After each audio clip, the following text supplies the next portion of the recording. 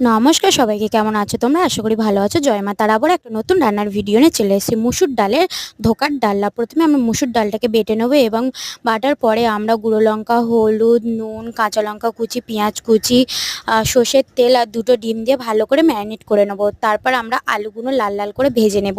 তারপর একটা প্যানেতে আমরা প্রথমে সর্ষের তেল মাখিয়ে নেবো, তারপর ওই ডালের ম্যারিনেটটা দিয়ে দেবো। দেওয়ার পর ঢাকা দিয়ে তারপর আমরা ধোকার আকারে পিচ পিচ করে নেব। তারপর আমরা কড়াইতে তেল দেবো এবং পেঁয়াজ দেবো, কাঁচা লঙ্কা কুচি দেবো, আদা রসুন বাটা দেবো, দিয়ে ভালো করে আর হচ্ছে কি হলুদ, গুঁড়ো লঙ্কা, নুন দিয়ে ভালো করে জল দিয়ে আলুটাকে আমরা কষিয়ে নেবো। তারপর আমরা জিরে বাটা দিয়ে ভালো করে কষিয়ে নেবো। তারপর যখন নিজের থেকেই তেল ছাড়বে তখন আমরা জল দিয়ে ভালো করে আলুটাকে সিদ্ধ করে নেবো। তারপর ফোটার মুখে আমরা ধোকাগুলো দিয়ে দেবো। তারপর গরম মশলা দিয়ে নামিয়ে রেডি মুসুর ডালের ধোকার ডালনা। খুবই সুন্দর, গরম গরম ভাতের সাথে খেতে খুবই ভালো লেগেছে। ভালো লাগলে অবশ্যই একটা লাইক অ্যান্ড সাবস্ক্রাইব